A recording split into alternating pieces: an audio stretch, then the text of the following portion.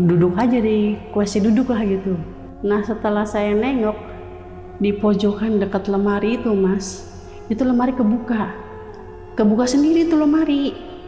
Nah di situ ada sosok yang bener-bener nyerupai ibu.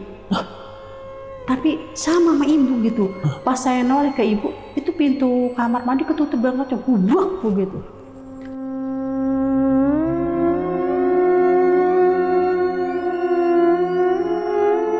Di lantai itu udah banyak taburan bunga-bunga mas. Di situ saya lihat ibu mas. Saya lihat ada ibu di situ. Nah sedangkan tadi ibu kan udah di kamar. Iya. Dia mungkin dengar saya kali ya mas buka pintu. Terus dia ngenoleh mas gitu loh. Bukan noleh, siapa sih namanya tuh ya? Ngedangak ya? Ngedangak gini? Iya ngedangak tapi sampai patah tulang gitu mas, bunyi ketok sampai.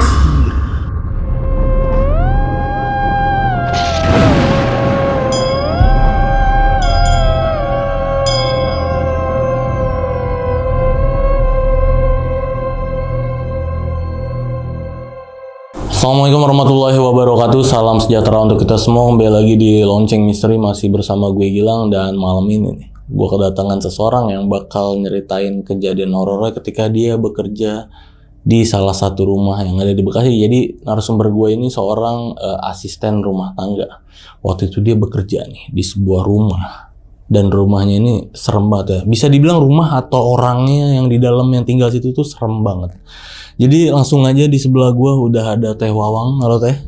Wih, alhamdulillah Teh datang ke sini ya. Iya, buat nyeritain ini Teh. Sebelumnya ini kejadian kapan Teh? itu kejadian di tahun 2008 mas. Udah lama dong, 2008. Udah lama banget. Udah lama banget emang. Oke, itu udah berapa tahun yang lalu ya? Ini kan Teteh berarti sampai sekarang masih aktif jadi?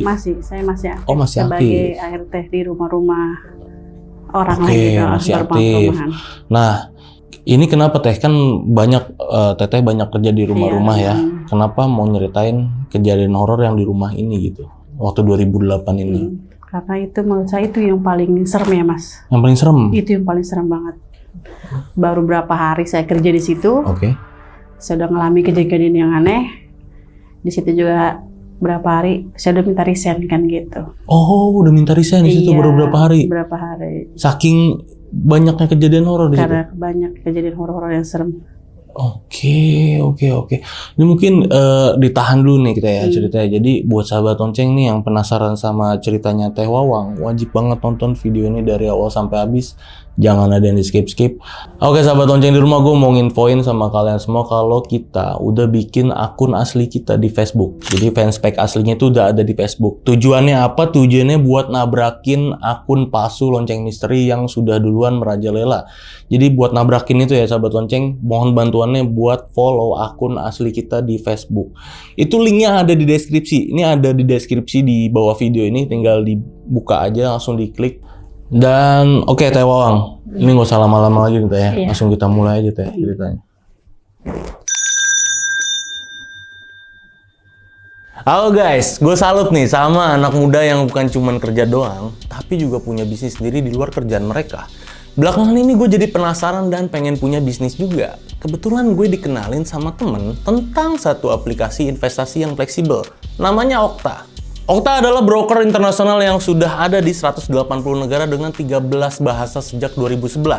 Okta ini cocok banget karena ada akun demo buat kalian berlatih dulu, lengkap dengan semua materi buat dipelajari. Bisa juga cek YouTube-nya. Proses deposit dan penarikan yang cepat dengan berbagai pilihan pembayaran. Punya penghargaan internasional, salah satunya Award Sekuritas Dana Klien Terbaik Indonesia oleh World Business Star Magazine. Segampang apa nih investasi di Okta? Sini gue jelasin. Pokoknya saran gue nih ya, pelajarin dulu tentang trading karena mereka juga sediain semua materinya ya. Nah kalau udah oke, kalian aplikasiin ilmunya di akun demo. Kalau buat gue, dulu setelah gue deposit dan trading di akun demo, gue coba deposit di akun real dengan nilai yang kecil dulu nih. Nah, terus gue cek analisa yang mereka sediakan. Dan kalau prediksi gue benar, gue bakal dapet profit pintar. Dan itu bisa dilakuin kapan aja dan di mana aja. Tapi ingat, kalian harus menguasai dulu materi dan analisanya ya, karena tetap punya risiko. Oh ya, Okta lagi ngadain status program. Kalian bisa cek minimal deposit buat join ya. Hadiahnya emas asli loh. Gue jadi semangat cari pendapatan tambahan di Okta. Yuk mulai cari pendapatan tambahan kayak gue, biar kalian bisa punya bisnis sendiri juga. Jangan lupa cek link di bawah ya, dan ikuti program status buat dapat hadiah emas asli.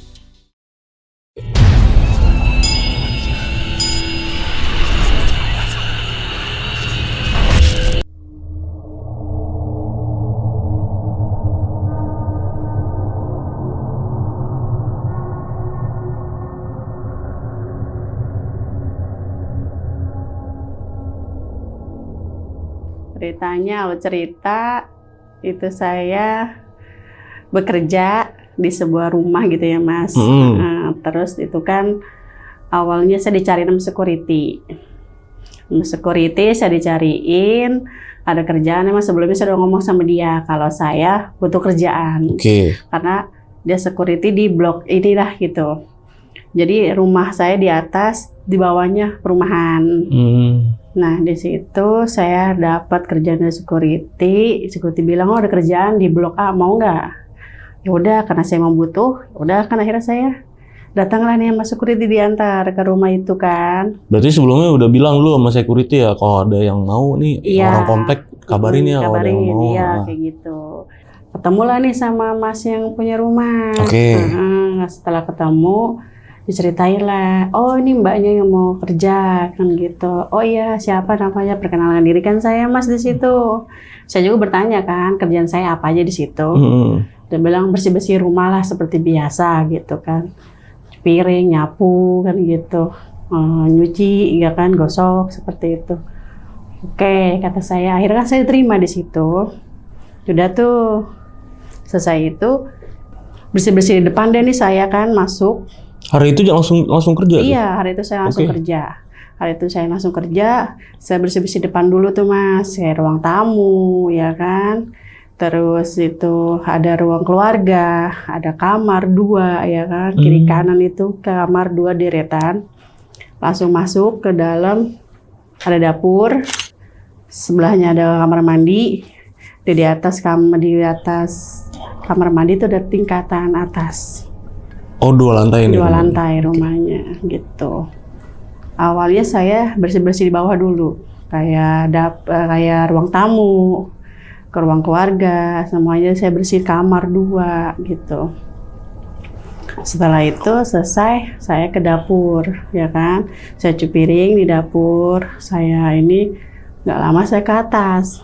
Habis itu kan saya ke atas nih Mas nih, ya kan. Di lantai 2 itu ada ruang utama sama ruang kamar kecil kan. Nah Masnya itu udah bilang kalau kamar yang kecil jangan dibersihin. Berarti kamar cuma 1 apa berapa? Ada 2. Ada 2? Yang 1 besar, yang 1 kecil, tapi paling pojok kan gitu. Cuman kamar yang pojok ini jangan disentuh atau dibersihin sama sekali pokoknya gitu. Oh gitu?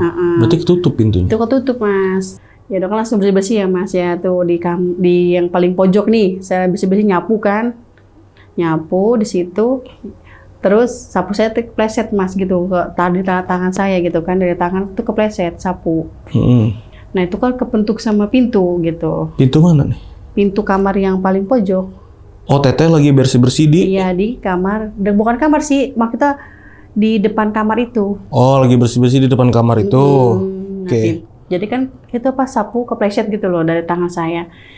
Kan bunyi kan itu, bunyi gedebluk gitu kan. Nah terus bunyi, ada balasan dari dalam Mas gitu. Ada balasan? Ada balasan, nggak tahu tuh barang jatuh atau apalah, saya juga nggak tahu juga tuh ya. Di situ ada bunyi, pokoknya bunyi balasan lagi dari sapu saya jatuh gitu. Karena saya dipesan jangan itu buka kamar dan jangan disentuh tuh kamar, ya udahlah saya nggak hirauin lah gitu maksudnya. Saya lanjut kan, nggak bersih-bersih lagi dah tuh, lanjut. Pas ada kamar kebuka yang besar, kamar utama tuh yang paling besar, tapi di situ ada Masnya yang punya rumah itu, anaknya sama ibu-ibu. Kata Masnya jangan dibersihin dulu, ibu lagi alergi gitu kan. Oh ya udah kan, akhirnya saya turun ke bawah lagi kan. Karena saya turun lagi ke bawah, terus selesai di dapur semuanya dapur semua selesai semua, lanjutlah saya minta izin pulang. Nah besok hari kedua lagi, sama datang di jam 10 juga, sampai selesai juga saya kerja di situ. Masnya mau pergi, yang punya anak ini rumah, anaknya lah gitu kan. Mau pergi, dia bilang, tolong semua ruangan dibersihin. Ya mas, pastikan saya ngomong seperti itu ya mas. Oke, kan gitu, saya bersihin semua. Ya udah saya bersihin semua seperti biasa. Nah karena semua ruangan sudah bersihin, jadi kan saya naik lagi ke atas. Nah di situ saya naik ke atas, saya nyapu lagi seperti biasa. Karena kamar yang sana juga nggak boleh dibersihin, ya udah kan saya nggak sentuh. Seperti nyapu seperti biasa. Nah masuklah saya ke ruang utama, kamar yang paling besar. Nah di situ ada ibu-ibu. Ibu yang kemarin tuh? Iya, ibu yang kemarin. Nah di situ ada ibu yang kemarin. Misi dong kan saya, karena nggak ada masnya kan. Saya misi. Sorry, sebelumnya ibu-ibu ini umur berapa? Bisa dikasih tahu nggak? Dia sekiraran umur 50-an, 60-an oh, gitu. Udah lumayan, udah lumayan lanjut usia iya, ya? Udah lanjut usia sebenarnya kayak gitu. Dia tinggalan cuman hanya duduk gitu kan, belonjoran di kasur kayak gitu. Terus saya bersih-bersih, saya nyapu pertama nih ke dekat yang tempat tidurnya dia. Larilah saya ke itulah, jalanlah ke pojokan kan. Saya nyapu yang paling pojok. Nah di situ saya tidak boleh ngebersihin sama dia. Ngebersihin apa? Lantainya gitu mas. Lantainya. Iya, ya kan nyapu kan. Awalnya saya nyapu dulu nih kan. Di situ saya nyapu. Dia bilang itu jangan disapu. Oh dia ngomong gitu? Iya, tapi itu nggak gerak mas. Dia diem aja. Pandangannya tuh lurus ke TV gitu loh. Di situ kan ada TV, ada lemari tuh paling pojok juga gitu.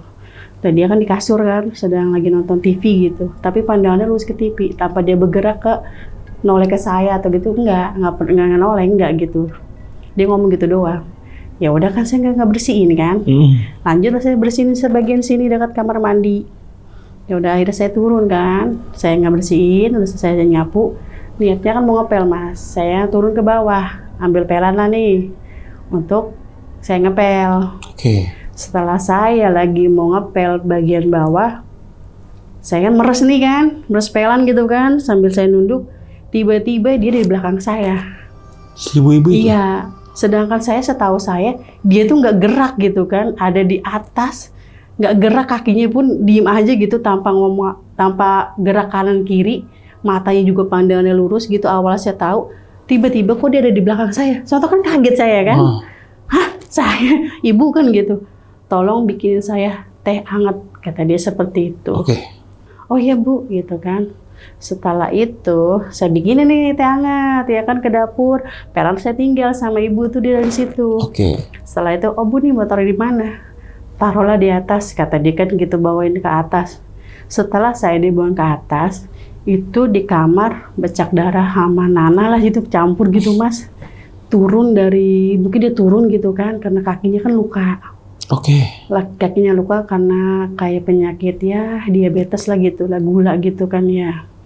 Jadi kakinya luka, mungkin dia turun, kakinya berdarah gitu mas di situ. Nah teh saya udah taruh di meja kan, dekat kamar dia itu, dekat tempat tidur dia gitu. Setelah saya taruh, nah tiba-tiba dia udah di belakang saya lagi gitu. Oh. Kaget kan, sedangkan dia punya kaki aja, jalan pasti ini kan gitu loh, kakinya aja berdarah gitu mas. Jalannya luka, susah ya? Jalannya susah. Kenapa kok secepat kilat dia udah ada di atas? Oke lah, saya mikir ya masih wajar lah, orang masih bisa jalan kok. Saya gituin kan. Saya nggak mikir apa-apa nih. Setelah saya udah bikin teh hangat, ya udah saya turun nih ke bawah. Oke, akhirnya turun ke bawah. Untuk ngambil pelan kan, buat ngepel. Ngepel saya ke atas lagi kan. Selesai saya ngepel, nah ibu itu nyuruh saya lagi untuk, dia bilang saya mau makan. Nah saya kan bertanya kan mau makan apa. Nah ibunya nggak jawab.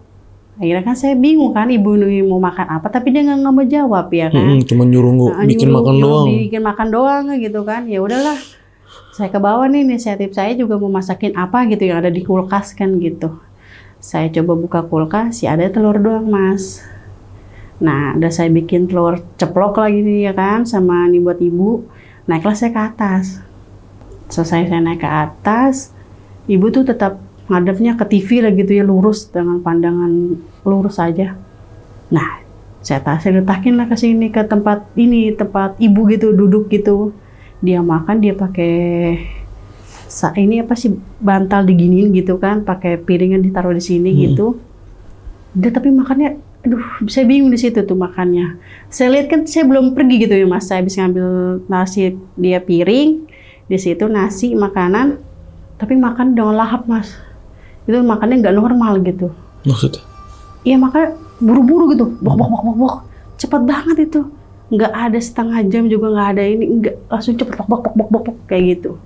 Lah kan saya aneh kok. Astagfirullahaladzim, pasti kan saya seperti itu doang kan. Astagfirullahaladzim, ya udah saya mungkin ibu ini lapar banget kali dari tadi belum makan. Saya pikir kayak gitu kan. Karena emang udah waktu makan siang, temen belum makan mungkin dari pagi atau gimana. Saya pikir seperti itu. Selesai ini udah makan. Piringnya kan ditaruh di meja kan Mas. Nggak lama, saya masih berdiri tuh di situ. Nggak lama dia minta antar ke kamar mandi. Dia itulah apa, minta tolong bangunin doang gitu Mas. Dari kasur? Dari kasur. Selesai dia sendiri sih ke kamar mandi Mas. Tapi saya ngeliat pintu kan nggak ketutup tuh kamar mandi, kebuka gitu kan. Terus di situ itu ibu duduk aja di kursi duduk lah gitu, diem gitu kan. Saya kan bertanya kan, saya diri juga di situ kan, udah selesai belum Bu? Tapi dia nggak jawab Mas. Tapi dibengong aja di situ kan. Nah, saya kan bertanya-tanya dong hati saya. Takut ibu diem aja, ya? iya takut kenapa-napa nih ibu, kata saya gitu. 2 kali lah saya juga, Bu udah selesai belum? Lah akhirnya saya diem kan Mas gitu kan juga kan. Tapi saya berdiri kan. Nah setelah saya nengok, di pojokan dekat lemari itu Mas, itu lemari kebuka sendiri tuh lemari. Dengan bunyi kreot kan gitu kan tuh. Nengok kan saya kan tuh ke lemari itu kan. Nah di situ ada sosok yang bener-bener nyerupai ibu. Gitu di situ nyerupai ibu dengan rambut yang sama, baju yang sama, cuman mata nggak kelihatan gitu Mas, masih hitam gitu loh. Juga mukanya itu, berdarah-darah sampai kukunya juga, tapi sama ibu gitu. Pas saya noleh ke ibu, itu pintu kamar mandi ketutup banget, bubak gitu. Kaget kan saya kan, astagfirullahaladzim, pasti kan saya baca-baca dengan saya gitu kan ya hati saya. Nah, setelah saya ketakutan dong dengan yang ada di depan saya itu kan. Itu masih ada dia pas pintu kebanting? Masih ada. Sampai dia arah saya kan di kamar mandi sini, dia kan lemari di sana ya Mas gitu. Tapi omongannya kedengar di telinga saya gitu Mas. Jangan ganggu saya. Dia ngomong kayak gitu. Astagfirullahaladzim, kan saya kan pasti ketakutan. Saya diem di situ, saya bingung harus ngapain ini kan. Kalau saya tinggal nih ibu kasihan ya kan. Saya juga dihadapin dengan makhluk ini gitu loh. Pas saya belum sadar tuh Mas, saya masih gemetar kan, masih ketakutan. Itu ada sosok juga satu juga gitu loh, masuk gitu di depan saya sama sosok depannya itu loh, gitu maksudnya, yang serem itu. Tapi dia langsung tuh berdua Mas. Nah, langsung saya ingat kan nih, kalau yang di depan tadi saya ini, sosok yang ini satu lagi, nah itu penjaga saya. Gitu, saya ingat dari waktu nenek ngomong lah gitu ya kan, kalau saya ada yang ngejagain gitu. Katanya gitu. Iya. Mungkin kalau nanti saya ada yang jahatin atau ada sosok-sosok yang jahat, dia muncul gitu Mas, gitu. Nenek bisa, karena nenek juga dulu seorang dukun lah gitu ya, bisa lah tahu gitu. Jadi saya dikasih lah nih buat jagain saya gitu. Terus selesailah saya, kaget kan, udah saya sadar karena saya saking udah gemetar, saya sadar karena ada sosok itu kan. Turunlah saya Mas ke bawah. Lari gitu saya kencang-kencangnya sampai saya mau jatuh di tangga kan. Pas saya turun dari tangga, itu alhamdulillahnya ada mobil yang masuk Mas. Mungkin Mas yang punya ini rumah kan, anaknya ibu itu pulang. Masuklah tuh mobil. Hati saya bahagia banget kan, bahagia karena ada orang kan gitu.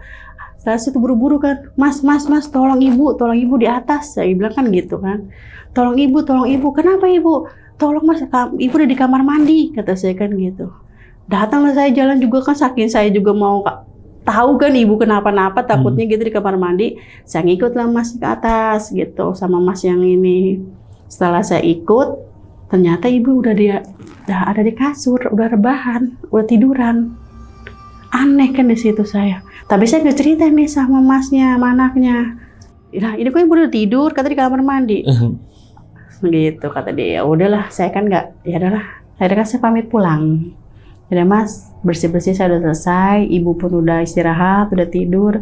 Saya pamit pulang gitu. Nah di situ pun gangguan nggak henti gitu, masing-masing ganggu saya lagi gitu. Pada saat saya di rumah.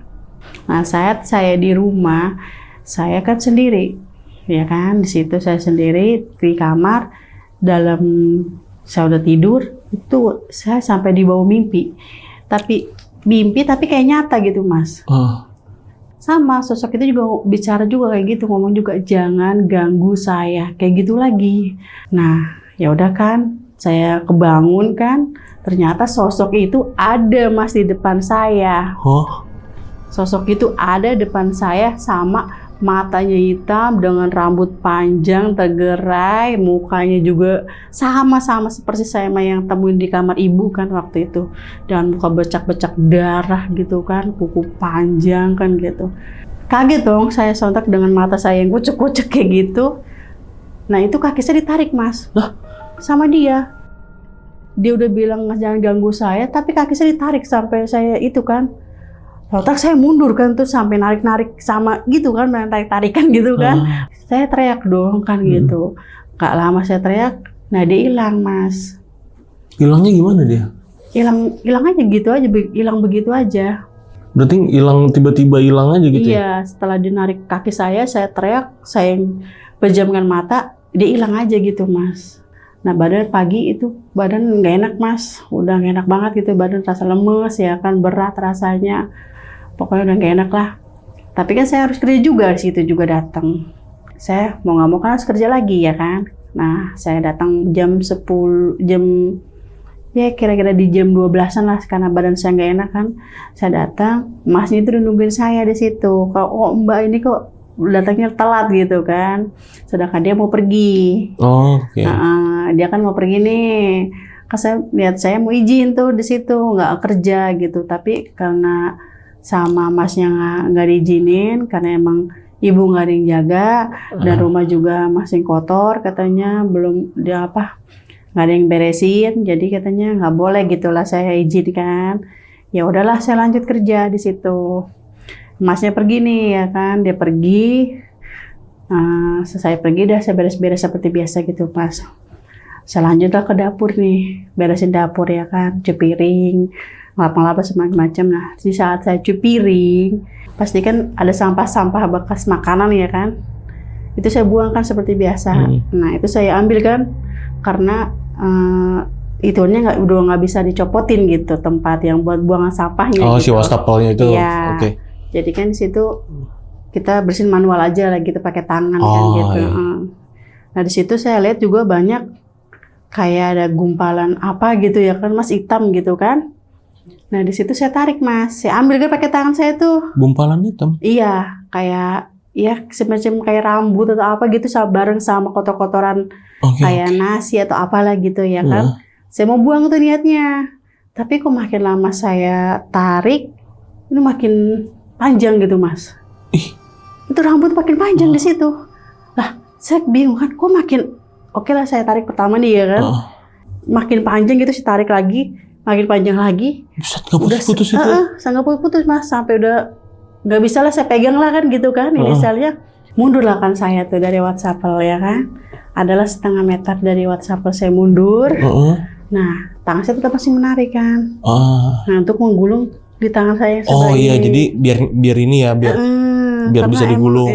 Karena nggak bisa habis kan, saya tarik, akhirnya saya mundur gitu. Nah, setelah itu ada tangan lagi mas. Yang narik, saya kaget dong. Tangan siapa ini? Nolehlah saya kan tuh. Nah di situ saya lihat sosok yang sama yang saya lihat di kamar ibu. dengan muka ya seperti sama lah, yang muka berdarah ya kan, seperti itu, mata yang melotot. Dari situ saya udah nggak tahu lagi Mas, saya udah nggak sadar lagi di situ. Itu dia ikutan narik teh? Narik, dia ikutan narik Mas. Teteh lagi narik gini, tiba-tiba dia ikut narik sebenarnya, narik sama. Dia dari mana? Dari samping teteh? Dari samping saya itu. Cih. Dia narik juga dari samping saya. Pasti kan saya dia pakai tangan kiri berarti? Tangan kiri dia, tangan kiri. Oh, teteh tangan kanan. Dia tangan kiri begini. Kayak gini. Nah, pasti kan kaget dong, tangan siapa ini kan? Sedangkan posisi saya di situ sendiri. Di situ saya udah sama-sama noleh, ya udah. Saya juga nggak tahu lagi, saya nggak sadar diri lagi di situ. Akhirnya saya kebangun Mas, dibangunin kan sama Masnya kan. Jadi saya juga nggak tahu, karena badan saya udah lemes ya kan. Akhirnya saya izin pulang lah. Saya izin pulang sama Masnya kan. Habis itu kan saya pulang ya Mas ya tuh. Tapi saya di rumah kan, ya gimana sih, shock ya kan. Habis ketemu dengan seperti itu, kejadian-kejadian kayak gitu, saya berpikir gitu Mas, mau lanjut atau enggak gitu kan. Mau izin lah gitu, mau berhenti lah gitu dari kerjaan itu gitu. Oh, oke. Karena emang udah macam-macam kejadian lah yang saya alami di situ kan gitu. Besoknya kan saya datang nih lagi kan ke situ ya kan, dengan niatnya saya itu mau resign lah, mau berhenti dari kerjaan gitu. Setelah saya datang, niatnya kan saya mau berhenti gitu ya kan Mas, saya mau berhenti kerja dari situ kan, karena udah nggak kuat lah saya di situ. Tapi saya belum sampai ngomong gitu Mas sama Masnya yang punya rumah kan, dia udah buru-buru mau pergi tanpa nggak ngomong apapun gitu, seburu-buru cuman bersih-bersih ya gitu doang seperti biasa. Oh ya udah, ya mau gimana lagi kan? Saya udah datang di situ, otomatis saya ya udah lanjut lagi lah kerja saya, kata saya kan mikir kayak gitu. Seperti biasalah saya ini bersih-bersih Mas, ya kan, bawa seperti biasalah gitu, nyapu, ngepel biasa, dapur. Lah biasalah saya mau ke atas nih, belum nyampe ke atas banget sih Mas gitu, baru mau ke atas ya kan, tangga berapa lagi, saya lihat ibu tuh ya kan, keluar dah tuh dari kamar yang nggak boleh disentuh atau nggak boleh dibersihin di situ. Kamar yang di pojokan itu paling pojok iya. Nah, saya liatin, ternyata ibu jalan, masuklah ibu nih ke kamarnya dia lah, kamar yang utama itu, ke kamarnya dia. Nah di situ saya juga dengar bunyi suara pintu kayak dikunci gitu Mas. Oke. Iya kan, ya udahlah saya lanjut kayak seperti biasa saya nyapu, tapi kan rasa penasaran saya, kok saya kenapa digangguin gitu loh, dari sekian banyak kejadian-kejadian yang aneh lah kalau menurut saya di sini gitu. Apa ada hubungannya dengan kamar yang ini gitu loh, maksud saya. Oke. Jadi kan saya penasaran di situ. Sambil saya bersih-bersih, saya lewat ya kan, lewat situ. Itu kamar gak ke kunci Mas. Itu kebuka, pas saya itu kebuka lah tuh kamar. Oh pas teteh buka tuh emang gak kekunci? Gak kekunci, biasa kekunci gitu Mas ya kan. Ini gak kekunci. Nah, tapi lampunya mati. Saya buka dah tuh pintu ya kan. Setelah saya buka, nah di situ di lantai itu udah banyak taburan bunga-bunga Mas. Bunga-bunga, nggak tahu lah bunga apa ya. Tapi kayak bunga yang semacam kayak di kuburan yang orang bisa meninggal gitu Mas. Bunga-bunga yang gitulah. Seperti itu bunga-bunga di lantai. Saya kan pasti perhatiin kamar itu kan. Di situ saya lihat ibu Mas. Nah itu dia ngebelakangin saya itu ibu Mas ya kan. Saya lihat ada ibu di situ. Nah, sedangkan tadi ibu kan udah di kamar. Iya. Nah, di situ juga ibu dihadapin banyak kayak apa? Kendi-kendi gitu, Mas. Dengan ada bunga-bunga lilin di situ, ada sebuah nampan, di situ banyak ada kayak kopi, teh lah, semacam minum-minuman itulah.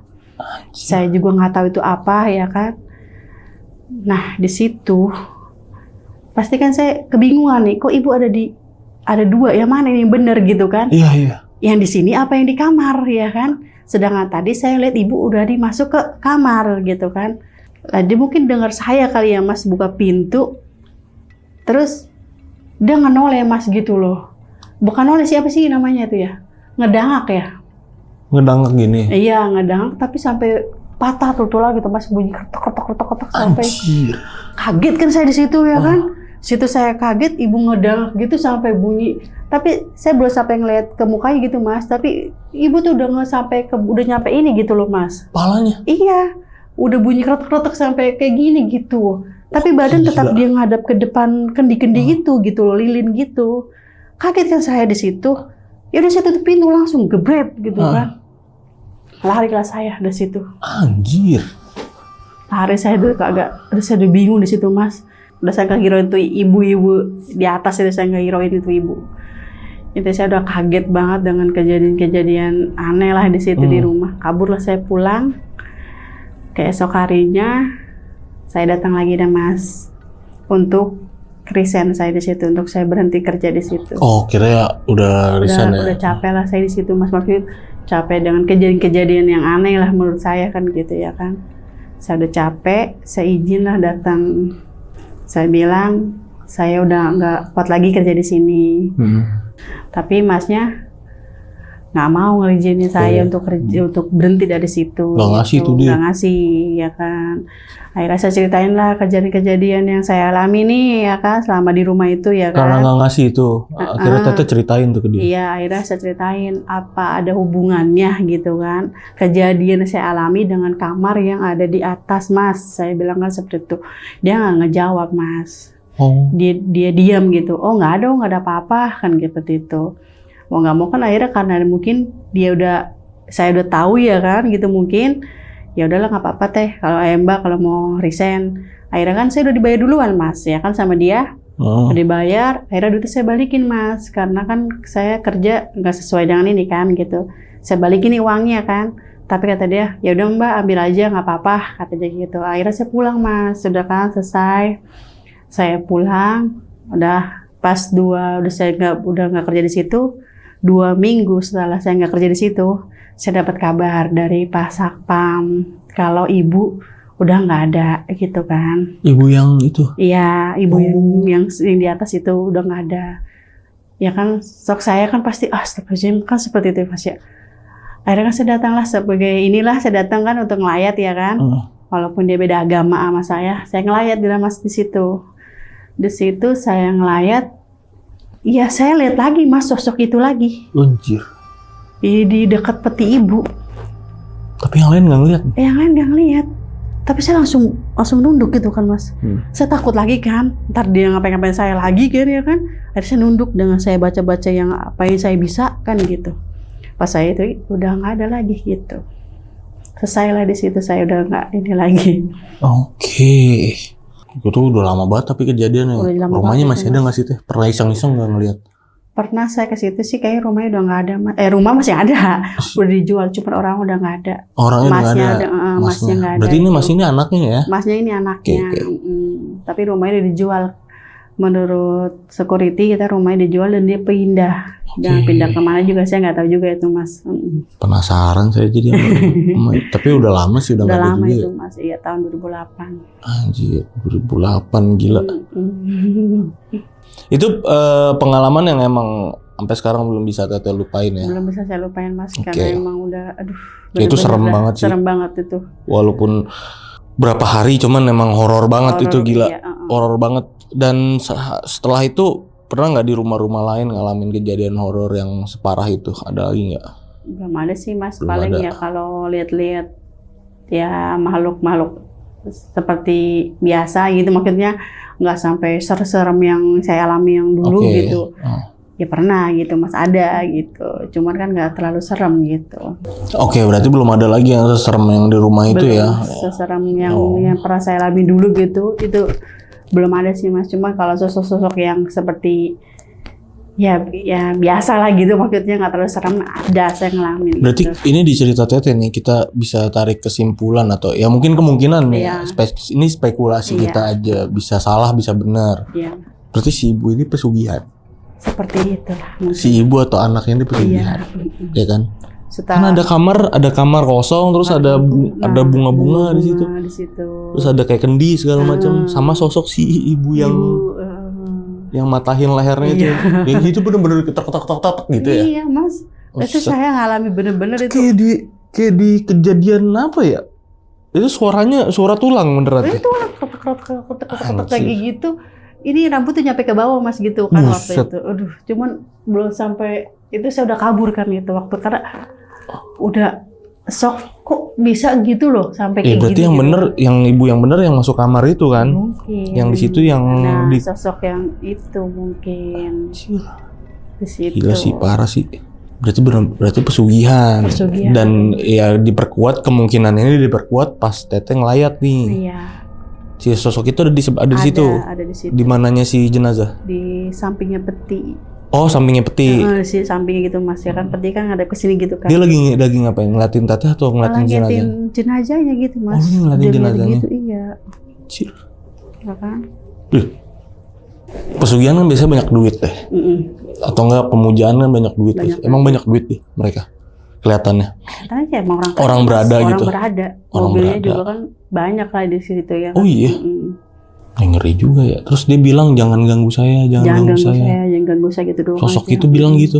Mungkin ya karena saya suka bantu ibu kali ya Mas gitu ya. Jadi saya yang dianuin gitu kan mungkin. Oh, bantuin si ibu. Iya, ya kan saya. Dia sempet tanya nggak sama kenalan Sama siapa? Teteh yang orang bisa atau apa gitu? Sempat cerita juga Sempat nggak saya dia? cerita waktu itu Mas. di Apa situ. katanya Teh?